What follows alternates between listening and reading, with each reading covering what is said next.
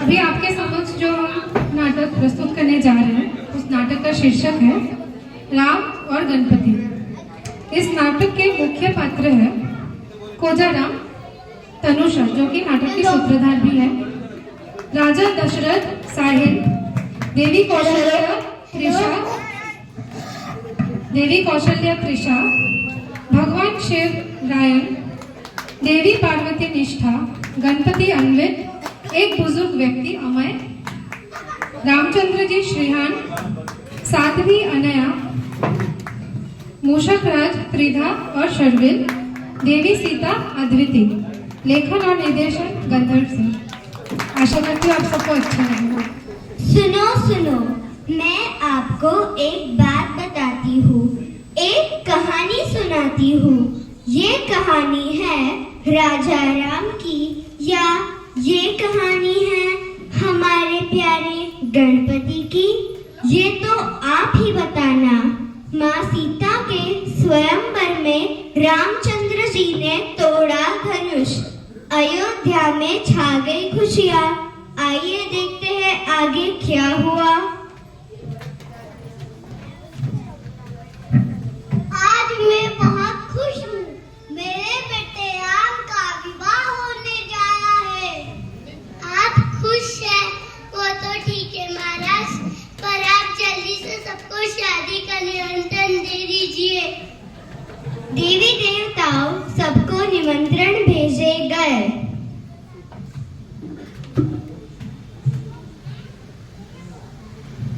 पार्वती, मुझे नहीं लगता हम इतनी दूर अयोध्या जा सकते हैं, हमें किसी और को भेजना होगा। जैसा आप कहे स्वामी, मैं गणेश को भेज देती हूँ।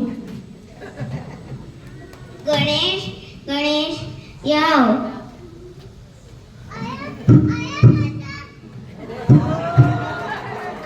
गणेश, तुम्हें भगवान राम और सीता माता के विवाह में जाना है। जल्दी से तैयार हो जाओ और साथ में नंदी को भी ले जाना। नहीं, मैं अपने साथ अपने वाहन मूषक राज को ले जाऊंगा। ठीक है। गणपति बहुत खुश होकर अयोध्या पहुँचे।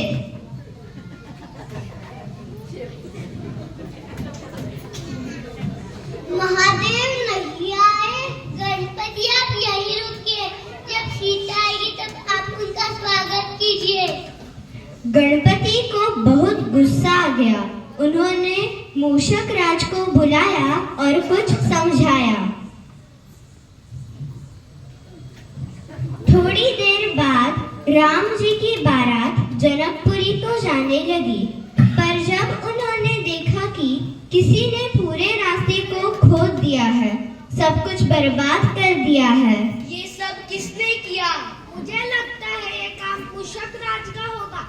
वो गणपति के साथ आए थे। गणपति एक पेड़ के पास छुपकर ये सब देख रहे थे। अपना नाम सुनने के बाद वो सामने आए। हाँ, मैंने मूषक राज को करने के लिए कहा था। अगर मैं साथ में जाऊंगा तो आपको मैं जाने नहीं दूंगा। हे विघ्नहर्ता, हमें आगे जाने दीजिए। हम आपको आशीर्वाद देते हैं कि आपको 2 सुंदर पत्नियां प्राप्त होगी, रिद्धि और सिद्धि। नहीं, बिल्कुल नहीं। अरे गणेश, कृपा कीजिए।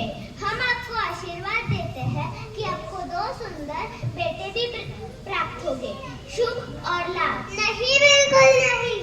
भगवान राम स्वयं गणपति के पास आए और उनसे कहा, हे गणेश, हमें आगे जाने दीजिए और आप भी हमारे साथ जनकपुरी चलिए। मैं आपको आशीर्वाद देता हूँ कि किसी की भी पूजा करने से पहले लोग आपकी पूजा करेंगे। ठीक है प्रभु। गणपति ये बात सुनकर बहुत खुश हो गए। उन्होंने मूषक राज से कहा, मूषक राज, जल्दी से रास्ता ठीक कर दीजिए। हमको सबको जनकपुरी जाना है।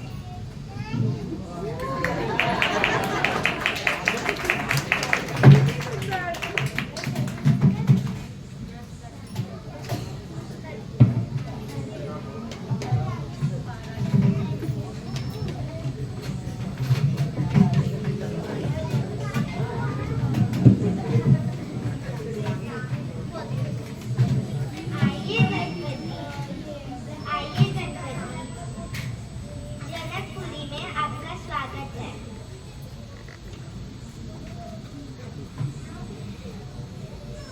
और इसीलिए हम सबसे पहले गणपति की पूजा करते हैं।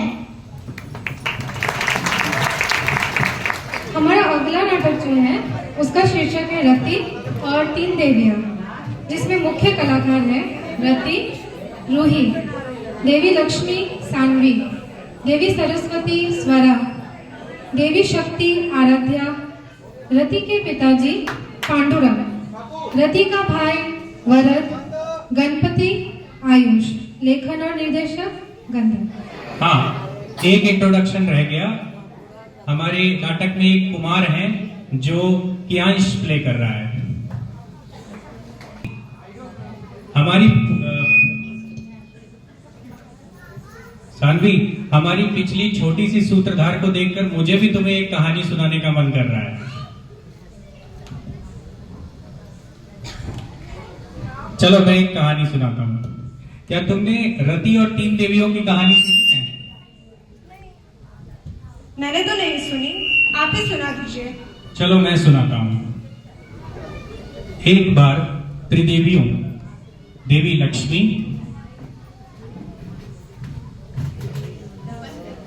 देवी सरस्वती और देवी शक्ति में ये शर्त लग गई कि उनमें से सबसे श्रेष्ठ कौन है। ये बात तो जग जाहिर है कि जिस व्यक्ति पर मेरी कृपा होती है, सारी दुनिया उसे ही पूजती है। ये आप क्या कह रही है देवी? दुनिया की सर्वश्रेष्ठ चीज ज्ञान है, जिसका सृजन मुझसे होता है।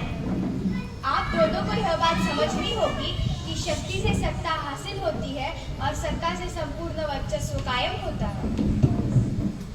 काफी वाद विवाद के बाद भी जब कोई निश्चित परिणाम नहीं निकला, तो देवियों ने तय किया कि वो मृत्यु लोक में जाकर इस बात का निर्णय करेंगी।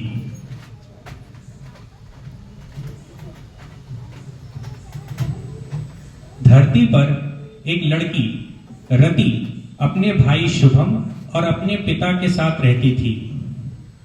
उसका परिवार बहुत गरीब था। देवियों ने उसे देखा। देवियों, हम एक एक कर कोशिश करेंगे कि रति के जीवन को सुधार सके, और जो भी इसमें सफल होगा वही सर्वश्रेष्ठ कहलाएगा। देवी लक्ष्मी, तो आप इस प्रतियोगिता को प्रारंभ कीजिए। रति को एक बेहतर सामाजिक परिस्थिति की जरूरत है। मैं उसके पिता को धन धान्य का वरदान देती हूँ। देखते देखते रति का परिवार एक अमीर परिवार बन गया, पर इससे उसके पिता कई खराब आदतों का शिकार हो गए और उन्होंने अपने दोनों बच्चों को घर से निकाल दिया। निकल जाओ मेरे घर से, मुझे यहाँ तुम्हारी कोई जरूरत नहीं है। आप ये क्या कर रहे हैं पिताजी? हम कहाँ जाएंगे? ये हमारा घर है। ये तुम्हारा नहीं, ये मेरा घर है। निकल जाओ यहाँ से। यहाँ से चलो रति, अब यहाँ हमारी कोई जरूरत नहीं। देवी सरस्वती, देवी लक्ष्मी का प्रयास तो विफल रहा, अब आप कोशिश कीजिए। रति को संरक्षण की जरूरत है। शुभम अपनी बहन की जिम्मेदारी उठा रहा है। मुझे उसे ज्ञान का वरदान देकर उसकी मदद करनी चाहिए। ज्ञान का वरदान पाते ही कुछ ही समय में शुभम एक बहुत बड़ा अफसर बन गया, पर साथ ही अब उसे अपनी बहन एक बोझ लगने लगी। तो उसने तय किया कि वो जल्द से जल्द उसकी शादी कर देगा। भैया आप ये क्या कह रहे हैं? मैं अभी शादी नहीं कर सकती। मैं और पढ़ना चाहती हूँ। पढ़कर क्या करोगी तुम? चुपचाप शादी कर लो और अपना घर बसा लो। मैं अब तुम्हारी जिम्मेदारी नहीं उठा सकता। न चाहते हुए भी रति की शादी एक नेता के बेटे कुमार से हो गई। देवी शक्ति, अब आपकी बारी है। लगता है यह प्रतियोगिता आप ही जीतेंगी। मुझे लगता है कि रति को सुरक्षा की जरूरत है। मैं कुमार को सत्ता का वरदान देकर उसकी सुरक्षा निश्चित करती हूँ। कुछ ही समय में कुमार को सत्ता हासिल हो गई। मुझे चुनाव जिताने के लिए आपका बहुत बहुत धन्यवाद।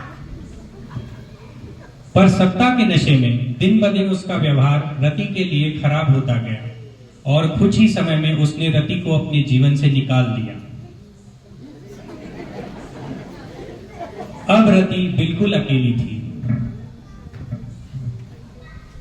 देवियां समझ नहीं पाई कि उनमें से कोई भी रति के जीवन को सुधार क्यों नहीं पाया। देवियों ने जवाब जानने के लिए गणपति का आवाहन किया और उनके बुलाने पर गणपति वहां प्रकट हुए।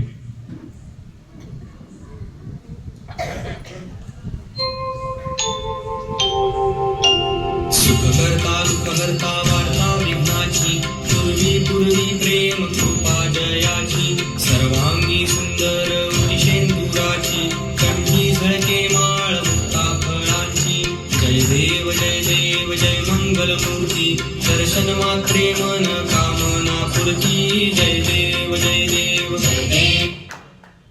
हे विघ्नहर्ता, हमें बताइए हमारे प्रयासों में क्या कमी रह गई कि हम रति के जीवन को परिवर्तित नहीं कर पाए। मुझे कमी आपके प्रयासों में नहीं, आपके दृष्टिकोण में लगी देवियों। देवी लक्ष्मी, आपको लगा कि रति को बेहतर सामाजिक परिस्थिति की जरूरत थी, पर रति को बेहतर समाज की जरूरत थी जहां सबको बराबर का मौका मिले। देवी सरस्वती, आपको लगा कि रति को संरक्षण की जरूरत थी, पर रति को कठोर संघर्ष से मिलने वाली आत्मनिर्भरता की जरूरत थी। देवी शक्ति, आपको लगा कि रति को सुरक्षा की जरूरत थी, पर रति को स्वयं की शक्ति की जरूरत थी। देवियों, जो बात आप नहीं समझ पाई वह शायद ये समाज भी नहीं समझ पाता है।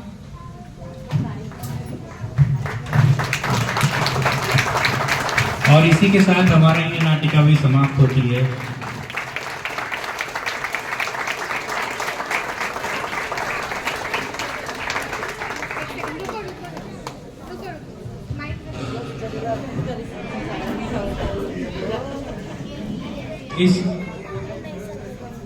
इस ग्रुप ने ड्रामा शुरू करने से पहले मुझे एक डिस्क्लेमर भेजा है, मैं वो पढ़ देता हूं। इस कहानी के सभी पात्र और घटनाएं काल्पनिक हैं, जिनका वास्तविकता से कोई संबंध नहीं है। यदि किसी व्यक्ति या घटना के साथ इसकी समानता होती है तो उसे मात्र एक संयोग, एक कोइंसिडेंस कहा जाएगा। सानवी, तुम हमारे सोसाइटी के नए मेंबर भाव साहब से मिली हो? भाव साहब? नहीं, आप ही बता दो कौन है। मैं भी नहीं मिला, पर हमारी गिरिजा जी मिली हैं और वो हम सबको भी मिलवाना चाहती हैं। ठीक है, नाटिका शुरू करते हैं। पुणे हाई क्लास सोसाइटी में एक व्यक्ति भाऊ साहब अपनी पत्नी और मां के साथ रहने आए। भाऊ साहब नजदीक के एक ऑफिस में काम किया करते थे और रोज शाम 7 बजे घर आते थे। भाऊ साहब के संकी स्वभाव से उनकी पत्नी और मां परेशान रहती थी। हेलो, क्या पानी नहीं आ रहा? रुको, मैं अभी पंकज भाई को फोन करता हूँ। अरे पंकज भाई, घर में पानी नहीं आ रहा है। क्या मतलब आप ऑफिस में हो? अच्छा, ऑफिस की मीटिंग पानी से ज्यादा इंपॉर्टेंट है? क्या मतलब घर आके मारोगे मुझे? काट दिया फोन। जब भी मुझसे बात करते हैं बहुत वॉयलेंट हो जाते हैं। भाभी से कंप्लेन करनी पड़ेगी। एक शाम भाऊ साहब जब ऑफिस से घर आए तो उनको सोसाइटी के गेट पर वॉचमैन ने रोका।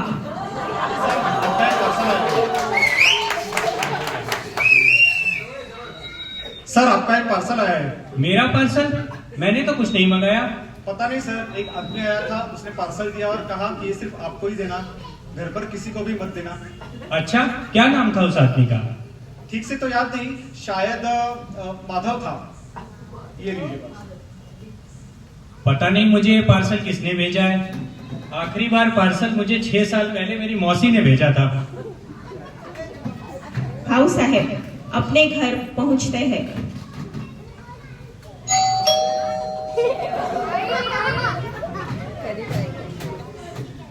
अरे आ गए आप? ये क्या ले आए? पता नहीं, किसी ने पार्सल भेजा है। तुमने कुछ मंगाया था क्या? मैंने कुछ नहीं मंगाया। खोलकर देख क्यों नहीं लेते? अरे ऐसे कैसे खोल लें? पता तो करना पड़ेगा ना किसने भेजा है। नाम पता किसका लिखा है? नाम पता तो हमारा ही है। कहा ना, खोलकर सोचकर देखना पड़ेगा किसने भेजा है।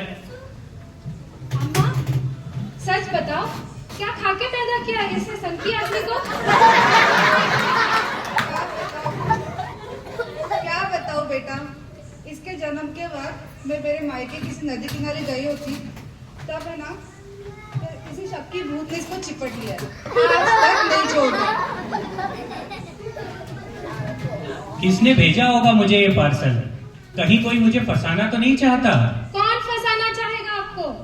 आज सुबह मैंने न्यूज में देखा था, पुलिस को भूगांव में एक सरकटी लाश मिली है। तो आज से 6 साल पहले हम भी भूगांव में रहते थे।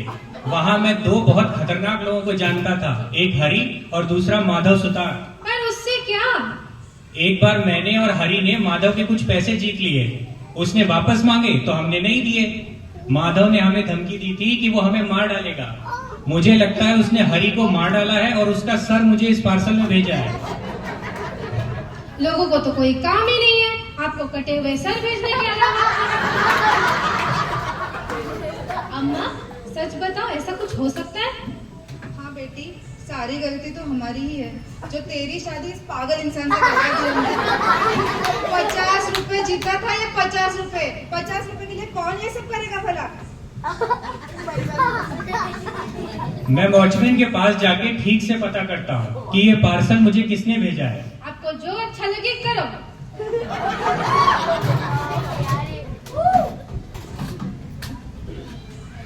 ठीक से याद करके बताओ कि ये पार्सल मुझे किसने भेजा है।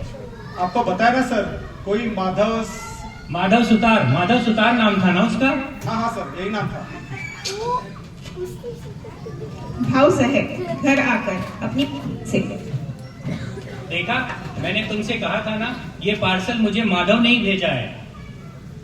रात होने के बाद बाहर का शोर कुछ कम हुआ। तभी भाऊ साहब उस पार्सल से टिक टिक की आवाज आने।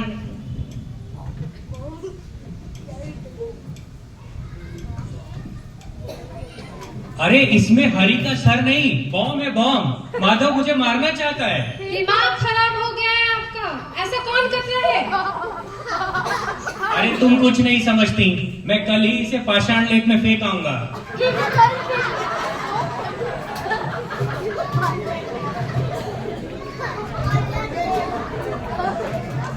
रात भर भाऊ साहब उस पार्सल को देखते रहे।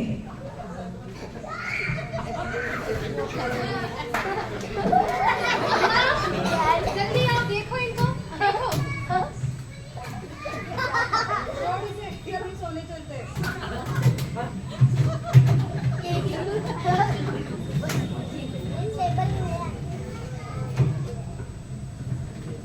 सुबह होते ही वो उसे पाषाण लेक में चुपचाप फेंक देते हैं।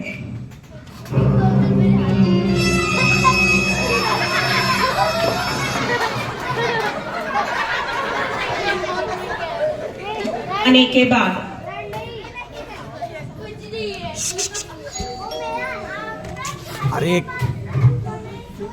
आ गए आप? मिल गया चैन? चलिए मुझे अम्मा को मार्केट लेके चलिए, हमें कुछ जरूरी सामान खरीदना है। अम्मा चलिए।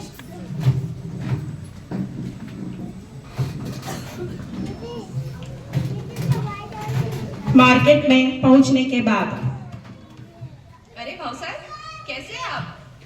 मैं ठीक हूँ, आप कौन? आपका पार्सल तो ठीक से मिल गया था ना? कौन सा पार्सल? अरे कल ही तो हमने डिलीवर करा था। आपने हमारे माधव स्टूडियो से फ्रांस की एक एंटीक घड़ी खरीदी थी पिछले महीने की 15 तारीख को, और आपने कहा भी था कि आपको उसे जल्द से जल्द चाहिए, तो कल आते ही मैंने उसे आपके यहाँ भिजवा दी थी। माधव सुतार, माधव स्टूडियो, घड़ी, बॉम्ब। बहुत ही एक्सपेंसिव और शानदार घड़ी ली है आपने। आप उसे अपने ड्राइंग रूम में लगाइएगा। जरूर जरूर।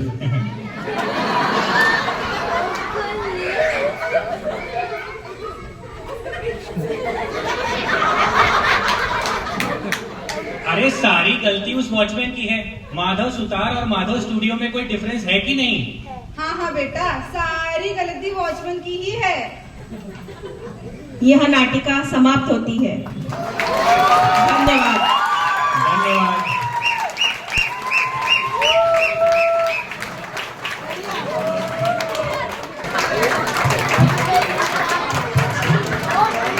अब पता चला कौन है भाऊ साहेब।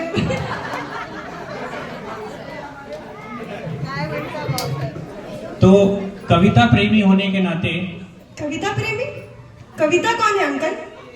गार्गी आंटी को पता है इसके बारे में?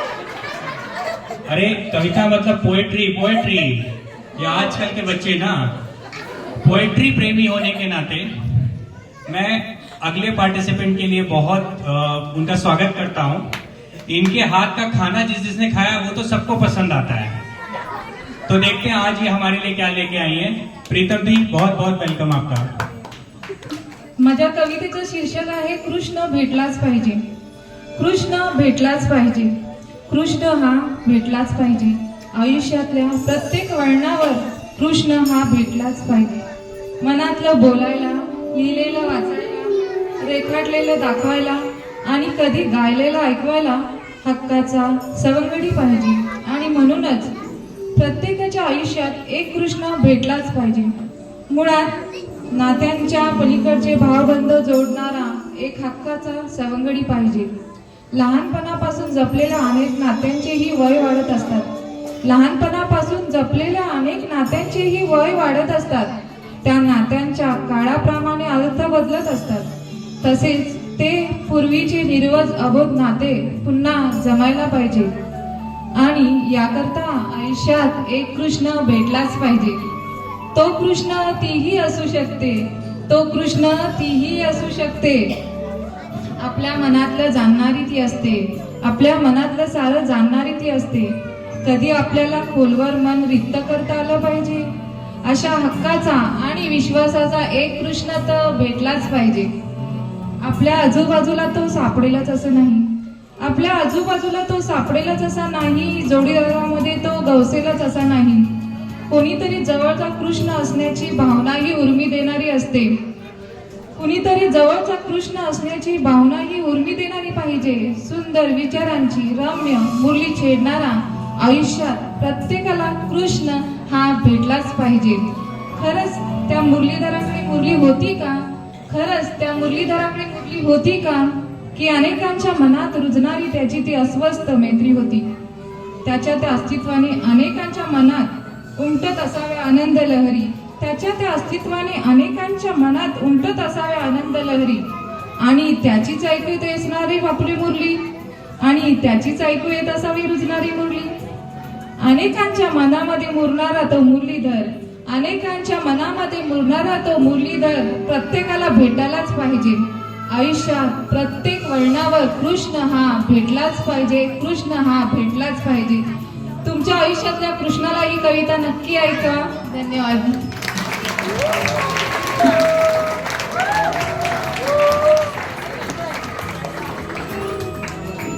अप्रतिम अप्रतिम. असफल प्रेम की कहानी, एक तरफा प्रेम की कहानी है.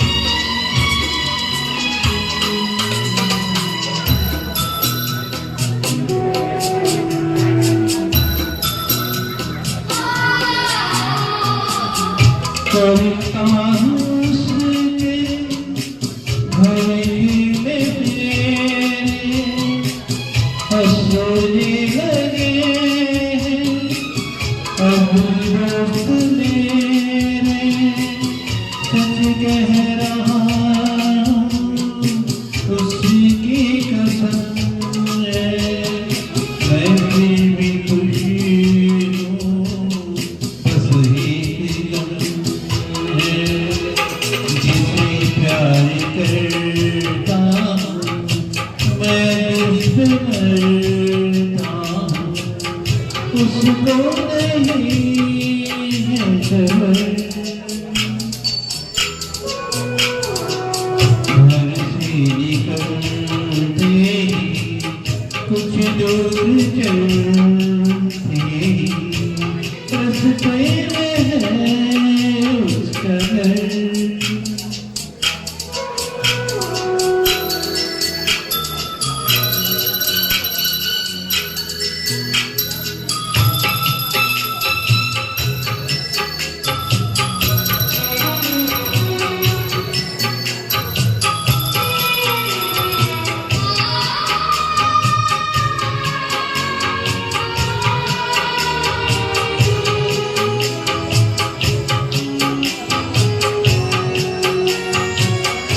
लड़की जैसे कोई बहेली कर जो मिली मुझको उसकी सहेली, मैंने कहा उसको जाके ये कहना अच्छा नहीं है यूं दूर रहना।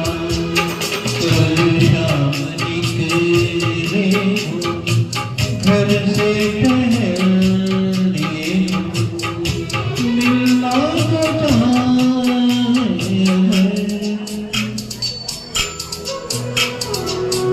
घर से निकलते ही कुछ दूर चलते ही रास्ते में है उसका घर।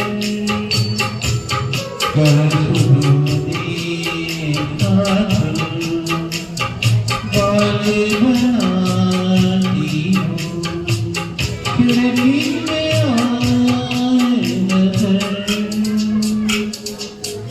la la la la la